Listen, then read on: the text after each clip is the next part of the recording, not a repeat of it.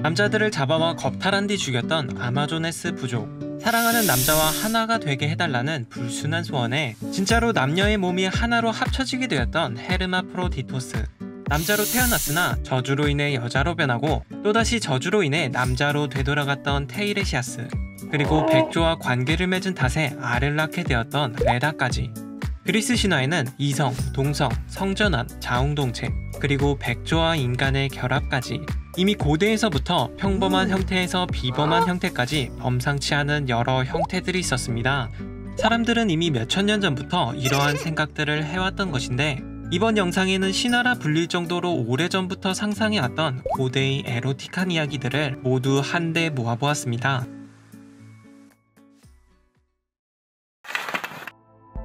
다른 나라에 비해 유독 상상력이 풍부했던 고대 그리스의 아랫동네였던 이집트에서는 로도피스라는 이름의 젊은 처녀가 살았습니다. 본래 그녀는 그리스 출신이었지만 해적들에게 붙잡혀 이집트의 노예로 팔려오게 되었는데요. 다행히도 그녀는 마음씨가 고운 친절한 노인에게 팔려갔고 그녀를 산 노인은 대부분의 시간을 나무 그늘 아래에서 잠을 자며 보냈습니다. 하지만 그 덕의 주인은 로도피스가 다른 하녀들에게 괴롭힘을 당한다는 사실을 모르고 있었는데 그녀는 유독 희고 아름다운 외모 때문에 다른 하녀들에게 괴롭힘을 당하였죠. 하녀들은 자신들이 할 일을 모두 그녀에게 떠넘겼고 로도피스는 하루 종일 일과 괴롭힘에 시달리면서도 하루의 끝을 춤과 노래로 달래고 있었습니다. 그러던 어느 날 노인이 잠에서 깨어나 그녀가 춤을 추는 모습을 보게 되었는데 노인이 보기에 그녀가 춤을 추는 모습은 굉장히 아름다워 보였었죠. 감동을 받은 노인은 그녀를 위한 황금빛 장미가 새겨진 특별한 신발을 주문하였고 신발을 선물 받은 로도피스는 굉장히 기뻐하였습니다. 하지만 낡아 빠진 자신들의 신발과 황금빛 장미의 신발이 비교되었던 하녀들은 더욱더 그녀를 시기하며 괴롭히고 못살게 굴었습니다. 그 덕에 전보다 더욱 힘든 나날을 보내게 된 로도피스였지만 그녀의 괴로움과는 달리 왕국에선 아모세 2세라는 파라오가 주최한 성대한 연회가 열리고 있었죠. 파라오는 연회를 열며 이집트의 모든 국민들을 초대하였고 이 소식을 들은 하녀들은 파티에 참여할 드레스를 고르며 제각기 분주하게 움직였고 로도피스 역시도 아름다운 신발을 신으며 연회에 참여할 준비를 하였는데 그녀를 질투한 다른 하녀들은 로도피스가 연회에 참여하지 못하도록 더욱더 많은 잡일들을 떠맡기게 되었죠. 하는 수 없이 강가에 앉아 처량히 빨래나 하던 로도피스였지만 거기에 설상가상으로 그녀가 벗어둔 신발마저 매 한 마리가 내려와서 낚아채가 버립니다. 다행히 다른 한쪽의 신발은 무사하였지만 그녀는 황금빛 장미의 신발마저 잃어버리게 됩니다. 한편 성대한 연회가 열리고 있었던 연회장. 연회를 주최한 파라오는 그 연회를 즐겁게 즐기기보단 생각보다 지루한 연회에 따분함을 느끼고 있었는데요. 파라오는 이렇게 따분한 연회보단 차라리 전차를 모는 것이 더 재미있을 것이라며 연회장에서 하품을 하고 있었습니다. 그렇게 지루해하던 그에게 갑자기 매 한 마리가 날아와 신발을 떨어뜨렸는데 신발을 받으며 깜짝 놀란 파라오는 잠시 매를 바라보더니 드디어 태양신 호루스가 자신에게 나타난 것이라고 소리를 쳤습니다. 그러더니 그는 모든 이집트의 여인들에게 이 신발을 신겨볼 것인데 만일 발이 꼭 맞는 자는 이 나라의 여왕이 될 것이라는 선포를 하였습니다. 그 뒤 파라오는 신발을 들고 온 이집트를 떠돌며 여인들에게 신발을 신기며 돌아다녔고 곧이어 그는 로도피스와 하녀들을 찾아왔습니다. 그런데 파라오가 찾아오자 로도피스는 덤불 속으로 숨어 들어가 버렸고 그 사이 하녀들이 맞지 않는 신발에 억지로 발을 밀어넣으려 하고 있었죠. 그녀들의 발이 맞지 않자 파라오는 이집도 아니라는 생각을 하였지만 문득 그는 수풀에 숨어 염탐 중이던 로도피스를 발견하고 그는 숨어있던 여인에게 신발을 신어보라고 권하게 되었습니다. 그제서야 로도피스는 자신의 발에 꼭 맞는 신발을 신어보았고 그러면서도 간직해두었던 다른 한쪽의 신발마저도 꺼내보였죠. 그러자 파라오는 드디어 신발의 주인을 찾았다며 크게 기뻐하였고 약속대로 그는 로도피스가 자신의 배필이 되어 이 나라의 여왕이 될 것이라고 선언하였습니다. 하지만 다른 하녀들은 그녀는 여왕이 아니라 이국에서 팔려온 노예라고 소리쳤는데 이에 파라오는 나일강과 같은 녹색의 눈동자와 파피루스의 깃털처럼 고운 외관 그리고 연꽃과 같은 분홍빛의 피부는 그녀가 틀림없는 이집트의 여왕임을 나타낸다며 로도피스를 아내로 맞이하였습니다. 그리고 동화 신데렐라 이야기와 꼭 닮은 이 이야기는 사실 현존하는 신데렐라 이야기 중 가장 초창기의 모습이었습니다.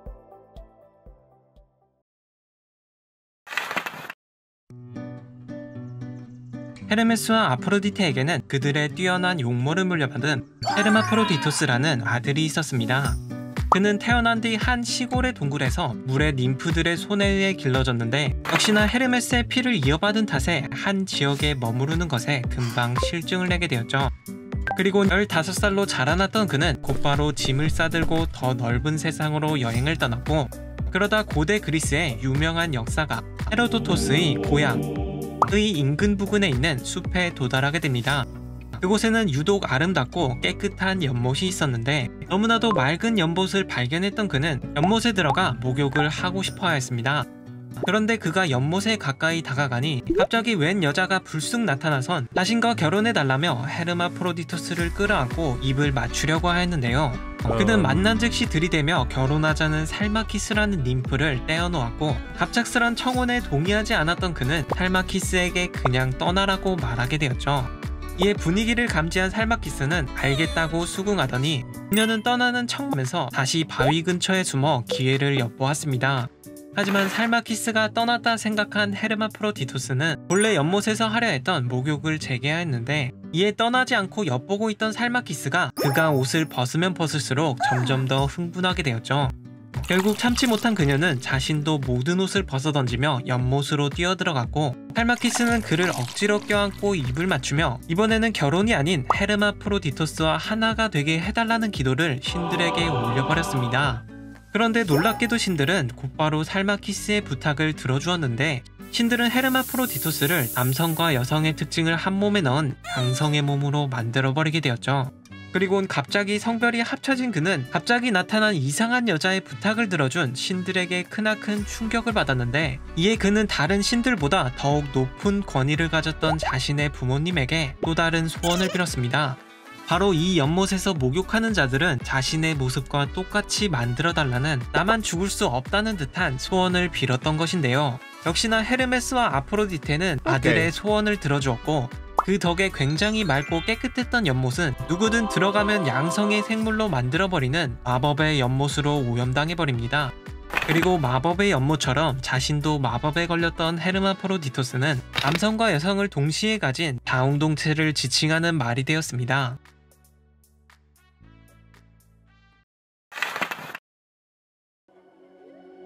오직 여자들만이 모여 사는 부족, 사냥과 전쟁을 즐기며 활을 쏘는 여전사들, 오늘날 아마존을 인식하는 대표적인 모습들은 사실 그리스인들이 만들어낸 신화 속 아마존의 모습입니다. 복수형으로는 아마조네스, 단수형으로는 아마존인 그녀들은 히브리어의 강한 또는 타락한 여자, 고대 페르시아의 언어로는 전사, 인도 유럽조어로는 남자가 없는 등의 뜻에서 왔을 거라 추측하지만, 가장 잘 알려진 어원은 고대 그리스어의 가슴이 없다는 뜻이었는데요. 이는 주로 사냥과 전쟁을 좋아하던 그녀들이 창을 던지고 활을 쏠 때 방해가 된다는 이유로 어렸을 때 한쪽 가슴을 제거하고 불을 지져 자라나지 않게 하였던 탓이었죠.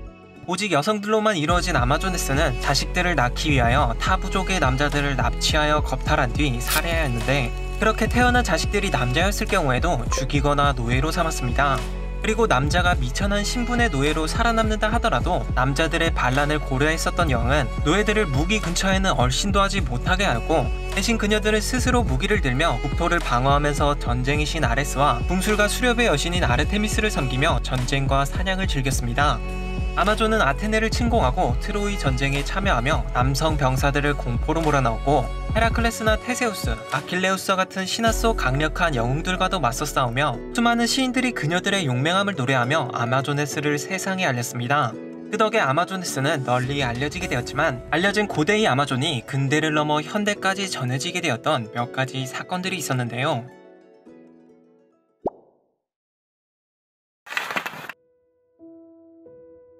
거인 사냥꾼 오리온의 딸 메노디케에게는 힐라스라는 아름다운 아들이 있었습니다. 하지만 어느 날 배가 고파진 헤라클레스가 그의 나라에서 황소를 약탈하여 잡아먹었는데, 그 약탈당한 황소는 사실 힐라스의 아버지 테이오 다마스 왕의 가축이었는데요. 헤라클레스의 행동에 분노한 왕은 그와 다투게 되었는데, 이때 헤라클레스는 테이오 다마스 왕을 죽이고 그의 아들 힐라스가 아름답다는 이유로 왕의 아들을 납치하여 데려갔습니다.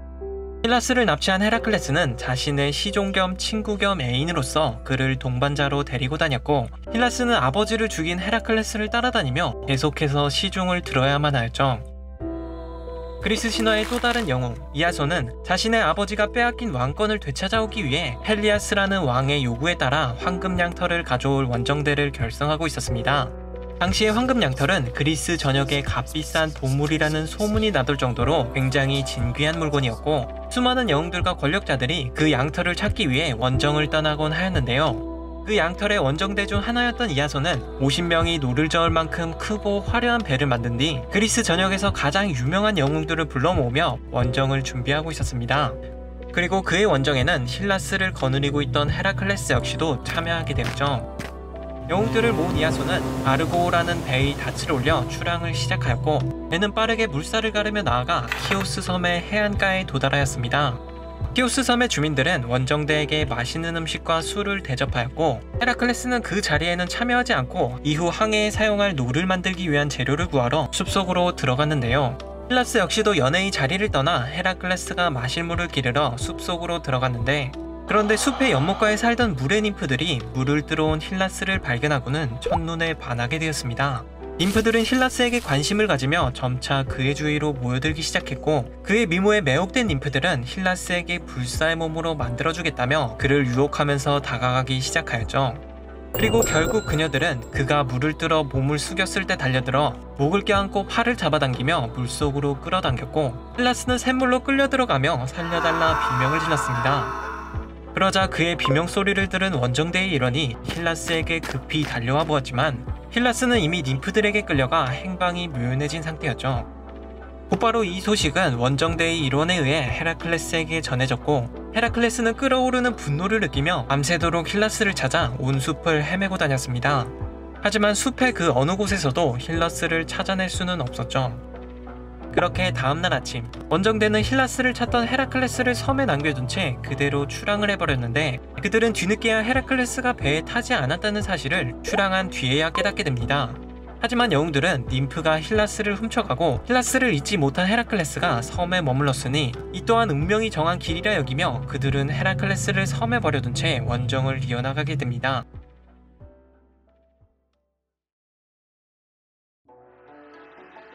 크레타 섬의 파이스투스라는 도시에는 그다지 유명할 것 없는 릭투스라는 사람이 살고 있었습니다. 재산도 신분도 평범했던 릭투스는 신용만큼은 끝내주게 높은 남자였는데, 그런 그가 아내의 출산일이 다가오자 그녀에게 두 가지의 소원이 있다며 자신의 아내에게 말을 걸었는데요. 하나는 당신이 진통 없이 순산하였으면 좋겠다는 것이었고, 나머지 하나는 우리 집은 부자가 아니기 때문에 경제적으로 부담스러운 딸을 낳는다면 그 애를 죽여버리겠다는 것이었죠. 남편의 말을 들은 텔레투사는 언짢고 뒤숭숭한 기분으로 잠자리에 들었는데, 그날 밤 그녀의 꿈에 이국의 여신 이시스가 나타나 내 남편이 뭐라 하였든지 간에 너는 주저하지 말고 남편을 속여서라도 내 아이를 기르라며 텔레투사에게 조언을 해주었습니다.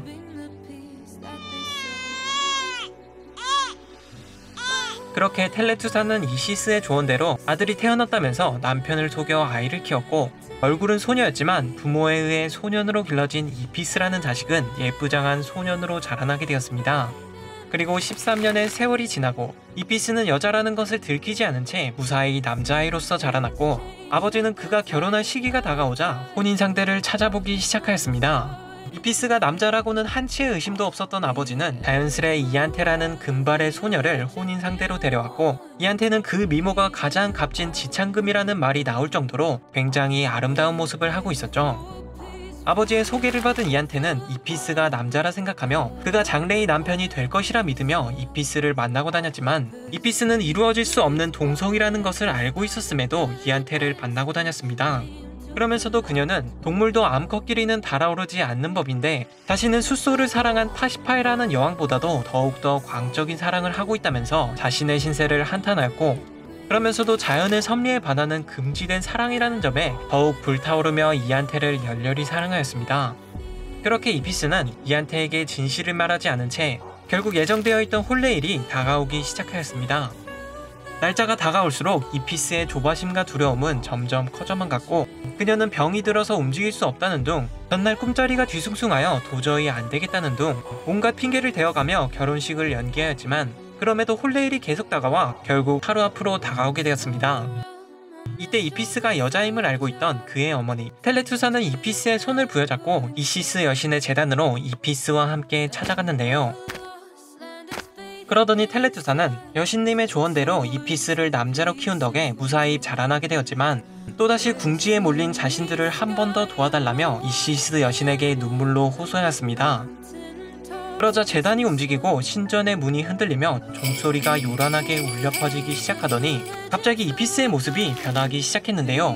이피스는 피부가 검어지고 얼굴은 더욱 날카로워졌으며 근육은 비대해지고 머리털까지 짧아지더니 결국 이피스는 여자에서 남자로 변해버리게 됩니다. 남자로 변한 이피스는 세상을 다 가진 듯이 기뻐하였고 그는 이시스 여신에게 감사의 인사를 올렸습니다. 그리고 남자로 변한 그는 아프로디테와 헤라가 참석한 자리에서 문제없이 이안테와 결혼을 하게 되었고 이시스 여신의 제단에는 그가 남긴 짧은 글귀가 남아있었는데 그 글귀에는 소녀로서 서약하였으나 소년으로서 감사한 마음을 바친다는 그의 짤막한 글귀가 담긴 패가 제단에 남겨져 있었습니다.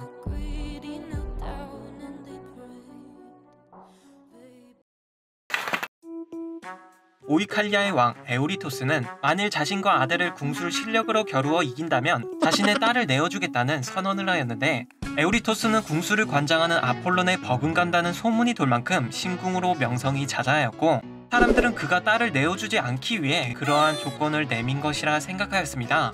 하지만 그의 딸을 원했던 헤라클레스가 에우리토스 부자를 손쉽게 이겨버리게 되었는데 왕은 시합에서 지게 되자 예전에 헤라클레스가 헤라의 저주로 미쳐버려 자신의 처와 자식들을 죽인 것을 빌미로 딸을 내어주지 않았습니다. 그런데 왕의 예상처럼 헤라클레스는 다시 한번 헤라의 광기에 물들어버렸고 그는 내어주지 않은 딸 대신 그를 존경하며 따르던 이피토스라는 왕의 아들을 죽여버리게 됩니다. 이때 신들은 난폭한 헤라클레스의 행동을 반성시키기 위해서 그에게 강력한 질병을 내리게 되었는데 질병을 얻은 헤라클레스는 잠시도 견디지 못할 정도의 고통 속에서 점점 쇠약해져 갔는데요. 한시라도 빨리 병이 낫길 바랬던 그는 델포이 신전을 찾아가 병이 나을 방법을 물어보았는데 그런데 델포이의 피티아 제사장이 그가 살인자라는 이유로 신탁을 말해주지 않았고 열받은 헤라클레스는 델포이 신전의 제단을 통째로 들고 가 들판에서 스스로 예언을 받으려 하였습니다. 그러자 델포이를 관할하던 예언의 신 아폴론이 내려와 헤라클레스에게 싸움을 걸었고 형제 간의 싸움을 원치 않았던 제우스가 벼락을 던지며 그들의 싸움을 막게 되었죠. 아폴론의 사건 이후 헤라클레스는 가까스로 신탁을 받게 되었는데 만일 그가 병이 낫기를 원한다면 3년 동안 종살이를 하고 그 보수를 모두 이피토스의 아버지인 에우리토스에게 바치라는 신탁이었습니다. 헤라클레스는 탐탁지 않았지만 신탁을 따르기로 결정하였고 그때 그를 노예로 사간 사람이 바로 남편이 죽어 과부가 되었었던 옴팔레 여왕이었죠. 그렇게 헤라클레스는 옴팔레 여왕에게 팔려가게 되었고 판도는 모두 에우리토스 왕에게 전해졌지만 왕이 그 돈을 받지 않자 이피토스의 자식들에게 전해졌습니다. 그러자 헤라클레스를 괴롭히던 질병이 말끔하게 사라지게 되었죠. 옴팔레의 노예로 팔려가며 건강을 되찾은 헤라클레스는 본격적으로 그녀를 위해서 일하기 시작했습니다. 그는 우선 부유했던 나라 부근에서 도둑질을 일삼던 강도들을 모조리 때려잡았고 마을을 약탈하고 주민들을 괴롭히던 쌍둥이 도적인 케르코페스를 포박하여 혼내주고 지나가던 나그네를 납치하여 자신의 포도밭으로 끌고 와 일하도록 강요시키던 실레우스를 찾아가 포도나무를 뿌리째 뽑아버리고 영토를 침범하던 이토네스족을 찾아가 그들의 근거지인 도시를 탈취하고 파괴한 뒤 주민들을 노예로 끌고 오는 등 온갖 일들로 곤란해하던 여러 사람들의 문제를 해결해 주었습니다. 옴팔레는 노예가 예상 이상으로 활약하자 감탄을 금하지 못하였다가 나중에 그가 제우스의 아들이며 세상에서 가장 위대한 영웅이라는 사실을 깨닫게 되어 그를 인정하고 어느 정도 자유를 주며 자신의 남편으로 삼게 하였죠.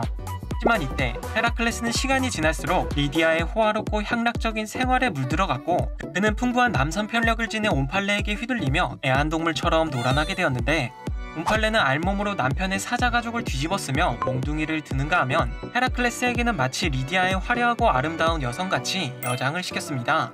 그는 목에 황금 목걸이를 걸고 힘줄 돋은 팔뚝에는 진주가 박힌 팔찌를 찼으며 머리에는 액세서리를 달아 예쁘장하게 치장을 한 뒤 리디아 여인들의 화려한 옷을 입으며 여장을 하였는데요. 뿐만 아니라 축제에 참여할 때에는 여장을 한 채 황금 양산을 받쳐 시중을 들고 궁전에서 옴팔레를 태우고 네 발로 기어다니거나 시녀들과 함께 실을 내어 옷감을 짜면서 옴팔레의 눈치를 살피며 노심초사하며 일을 하는 등 그는 옴팔레에게 완전히 휘어잡혀 여장으로 시중두는 생활을 이어나갔습니다. 헤라클레스는 노예로 봉사하는 기간이 모두 지나고 나서야 제정신으로 돌아왔고 그는 수치스러움을 느끼며 입고 있던 여인의 옷을 스스로 찢고 나서야 옴팔레에게서 벗어날 수 있었습니다. 때는 제우스가 아직 세상을 지배하기 전 권력에 미쳐버린 제우스의 아버지가 자신의 자식들을 산채로 삼키고 있을 무렵 아버지에게 복수를 계획하던 제우스는 메티스에게 형제 자매들을 토해낼 구토제를 받으며 사촌의 도움을 받았었는데요. 그 지혜로움 덕에 제우스의 눈에 띈 메티스는 그를 거부하며 여러 동물로 변신하며 달아났지만 결국엔 제우스의 아이를 가지며 그의 첫 번째 부인이 되게 됩니다. 하지만 메티스가 낳을 아이가 만약 남자애라면 제우스를 능가하게 될 것이라는 예언이 내려지자 제우스는 태도를 바꾸어 본인의 아버지가 그랬듯이 메티스를 산채로 삼켜버리는데요. 여기서 메티스의 아이였던 아테나는 지혜로운 부녀를 닮아 제우스의 머리를 쪼개며 세상 밖으로 탈출하였지만 삼켜졌던 메티스는 제우스의 안에서 탈출하지 못하였습니다. 그리고 제우스는 메티스가 탈출하지 못한 덕에 그녀만큼 지혜로워지게 되었죠. 첫 번째 아내를 삼키며 쓸데없이 지혜가 상승한 제우스의 다음 타깃은 앞날을 훤히 내다보는 예언의 능력을 지녔던 그의 고모인 테미스였습니다. 메티스와는 다르게 스스로 예언을 내렸던 테미스는 별탈 없이 제우스와 결혼하며 계절의 여신들과 황금의 실을 다루는 운명의 여신들을 낳았고 그 후엔 제우스와 별탈 없이 헤어지게 되었는데요. 무난하게 두 번째 아내와 헤어진 그는 마지막으로 자신의 누나인 헤라를 노리게 됩니다. 테미스 덕에 지혜가 상승했던 제우스는 변신 능력을 활용하기 시작했는데 헤라에게 반한 하늘의 신은 세찬 바람이 부는 폭풍우를 일으킨 뒤 자신은 나약한 새로 변하여 헤라의 동정심을 유발시켰습니다. 헤라는 비에 홀딱 젖은 가여운 새를 데리고 집으로 데려갔는데 이때 나약한 척을 하고 있던 대는 집에서 본 모습을 드러내었고 당황했지만 정조관념이 강력했던 헤라는 제우스에게 결혼을 약속받으며 그의 구애를 받아들이게 됩니다. 뛰어난 능력을 지녔던 여신들과 님프들이 제우스를 피하지 못하였듯이 거의 대부분의 인간 여성들 역시도 제우스를 피하지 못하였는데요. 인간 여성은 최초로 구애를 받은 디오베를 시작으로 무난하게 인간의 모습으로 변신한 그를 만나 디오니소스를 낳았던 세멜레처럼 인간의 모습으로 변신한 제우스를 만났으나 변신한 인간이 남편이었던 탓에 제우스에게 속아 그리스의 대영웅 헤라클레스를 낳게 되었던 알크메네. 왕이 딸이 낳은 손자에게 살해당할 것이라는 예언 때문에 딸을 탑에 가두어두었지만 제우스가 빗물의 모습으로 탑을 뚫고 들어가 페르세우스라는 영웅을 임신하게 되었던 다나에. 자신에게 접근한 백조가 제우스인 줄 모르고 무려 백조의 상태인 그와 관계를 맺어 알을 낳게 되었던 스파르타의 왕비 에다. 처녀를 지키기로 맹세하며 처녀신 아르테미스를 따랐으나 무려 그 아르테미스의 모습으로 변신한 제우스에게 속아 순결을 빼앗긴 칼리스토. 동쪽의 페니키아라는 나라에서 황소로 변한 제우스에게 서쪽으로 납치당하며 유럽이라는 어원이 되어버렸던 에우로페 등 대부분의 인간 여성들은 제우스의 변신술에 당하며 그의 손바닥 안에서 놀아나게 되었는데요. 특히나 인간은 ним프와 여신보다도 더욱더 많은 수의 여성들이 제우스의 구애를 받게 됩니다.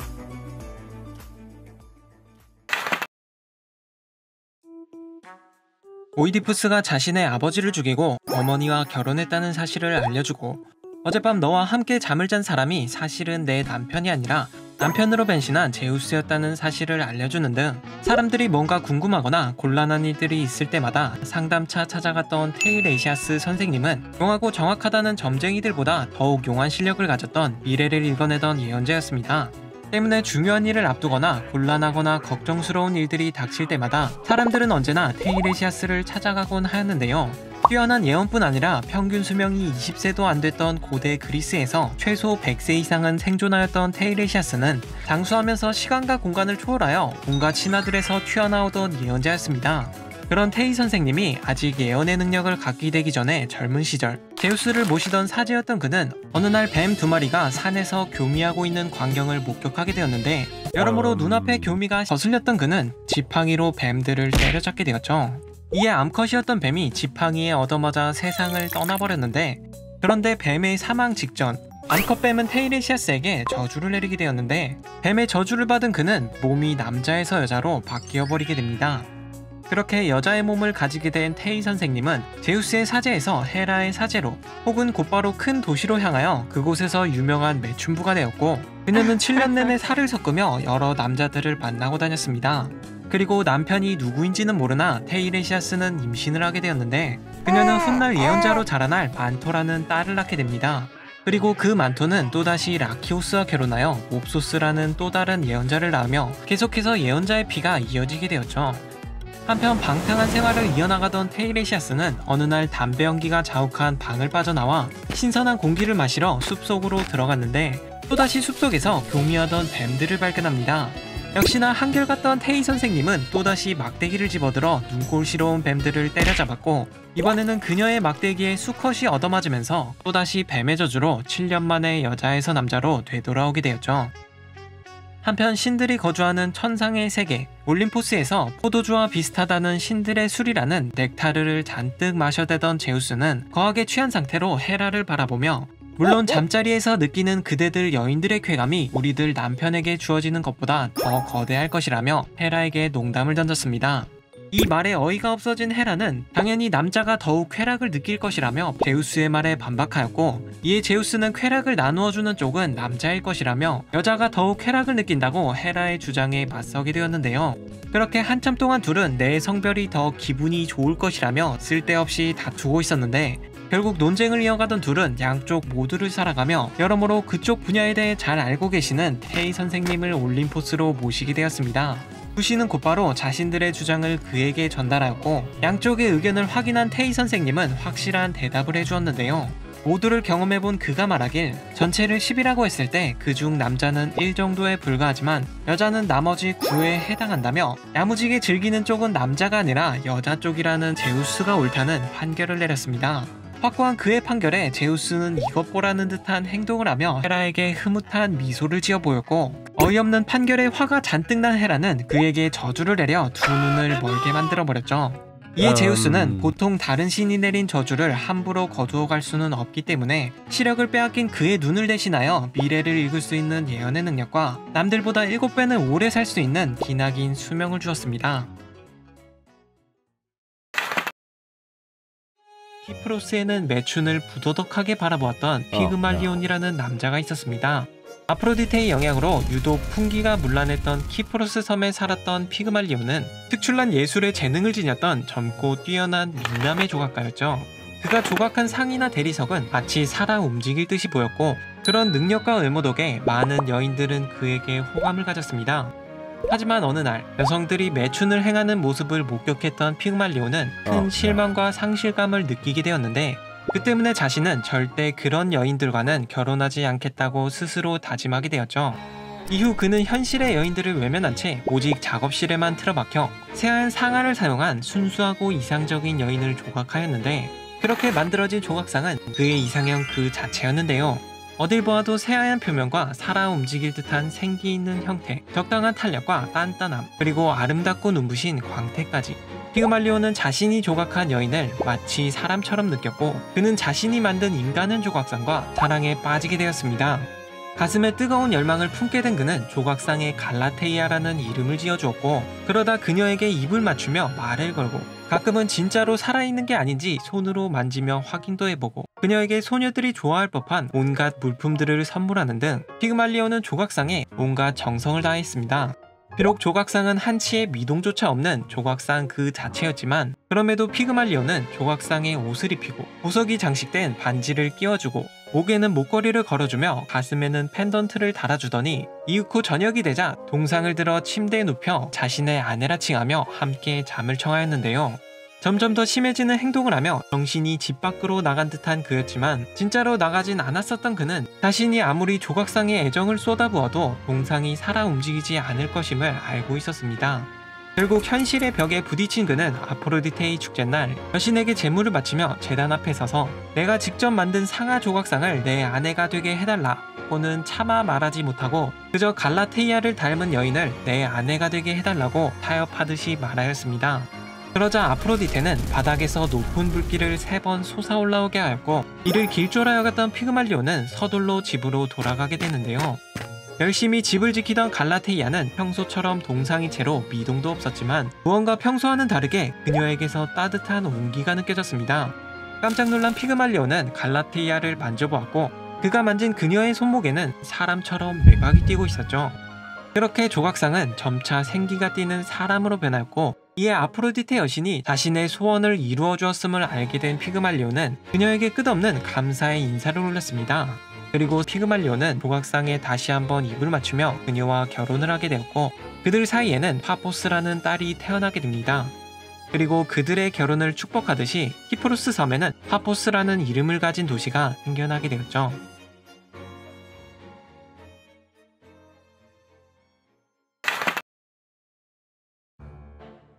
강의 신과 물의 님프 사이에서 태어나 태생부터 아름다운 용모를 가졌던 나르키소스에게는 한 가지 불행한 예언이 내려졌습니다.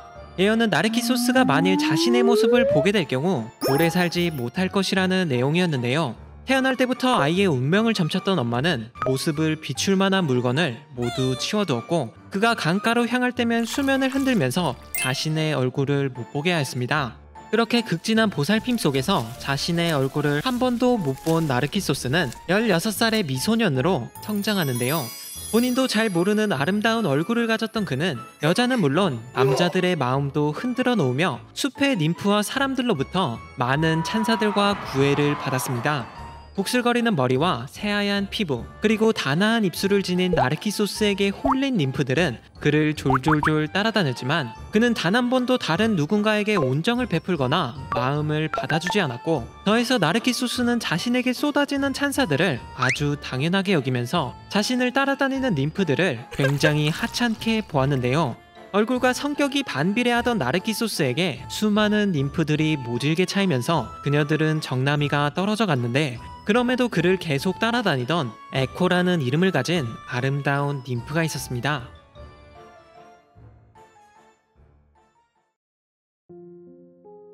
친근한 숲과 언덕을 누비며 사냥하기를 좋아하고, 이름처럼 말끝을 반복하며 다른 님프들과 잡담하기를 좋아하고, 그리고 나르키소스를 좋아하던 에코는 항상 그늘진 곳에 숨어서 그를 지켜보고 있었습니다.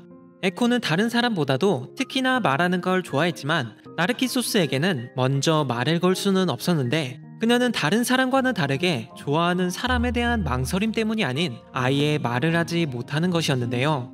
때는 평소처럼 제우스가 바람을 피고 있던 어느 날, 헤라가 불륜현장을 잡으러 그를 찾을 때였습니다.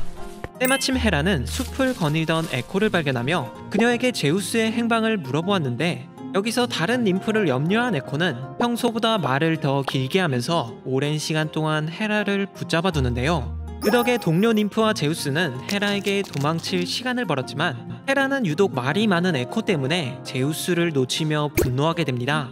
그리고 그녀는 에코에게 남의 말끝만을 따라하며 대답할 수밖에 없는 저주를 내리게 되었죠. 그리하여 말 한마디 못하고 그저 나르키소스를 쫓아다니기만 하던 어느 날, 나르키소스가 사냥하던 동료들과 떨어졌을 때였습니다. 그는 동료들을 찾으면서 근처에 누군가 있는지 확인하기 위해서 말을 걸고 다녔는데, 그 소리가 자신을 부르는 줄 알았던 에코는 그의 마지막 말들을 따라하면서 그에게 대꾸하였습니다. 나르키소스는 모습은 드러내지 않으면서 이상한 대답만 하는 에코의 소리에 그는 에코에게 만나서 얘기하자며 그녀를 부르게 되었는데, 에코는 그 말이 너무나도 기쁜 나머지 나르키소스에게 달려가 그를 껴안았습니다.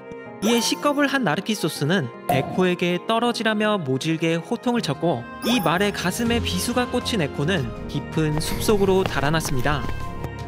그렇게 성질 더러운 나르키소스에게 모질게 차여버린 에코는 인적없는 깊은 동굴로 들어가 홀로 지냈는데요. 그녀는 아무도 없는 곳에서 아무런 음식도 입에 대지 않았고 그저 나르키소스에게 차인 슬픔에 잠겨 점점 더 여위어갔습니다. 계속해서 음식을 먹지 않던 에코는 살이 모두 떨어져 나갔고 결국 뼈밖에 남지 않게 되었는데, 그 남은 뼈마저도 바위로 변하며 에코는 목소리만 남게 되었습니다. 그리고 목소리만 남아버린 에코는 이름처럼 산에서 누군가 크게 외쳤을 때 말의 끝부분만을 따라하며 대답하는 메아리 소리가 되었습니다.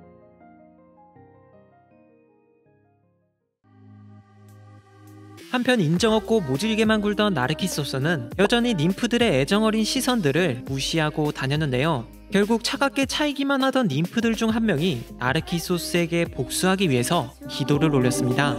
그녀는 그를 사랑하던 수많은 님프들처럼 그에게도 사랑하는 사람이 생기고 그 사람에게 보답받지 못하게 해달라고 복수의 여신에게 부탁한 것인데요.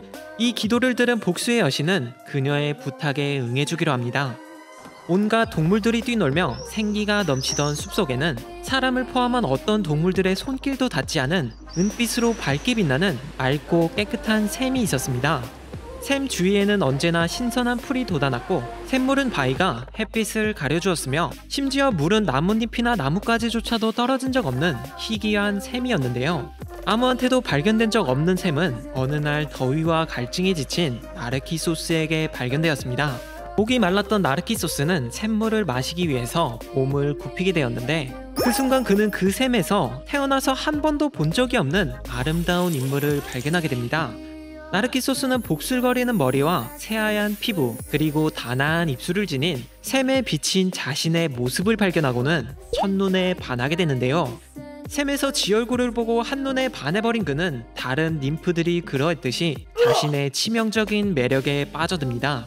그리고 본인인 줄 몰랐던 나르키소스는 아름다운 자신을 바라보며 호응을 하고 입을 맞추러 물에 손을 댔지만 그럴 때마다 물속의 자신은 웨이브를 일으키며 달아나 버렸고 웨이브가 잠잠해질 때면 또다시 나타나 나르키소스의 애를 태웠습니다. 그는 말에도 대답해주지 않고 만질 수도 없는 자신의 모습에 안타까워하면서 그저 오랫동안 그 모습을 바라보기만 하였습니다. 결국 그는 에코의 모습처럼 자신의 사랑에 보답받지 못하게 되자 그는 아무것도 입에 대지 않으며 날로 여위어갔고 끝끝내 자신의 모습을 바라보다가 생을 마감하게 됩니다. 심지어 그는 죽은 뒤에도 지옥에서 스틱스 강을 건널 때마저도 강에 비친 자신의 모습을 계속해서 바라보았습니다. 그렇게 나르키소스가 죽자 그의 죽음을 슬퍼한 님프들이 장례를 치러주려 하였으나 이상하게도 그가 죽은 자리에는 그의 시체가 아닌 그저 수서나 한 송이만 피어 있었는데 사람들은 이 꽃을 나르키소스의 이름을 따서 나르시스라고 부르게 되었다고 합니다.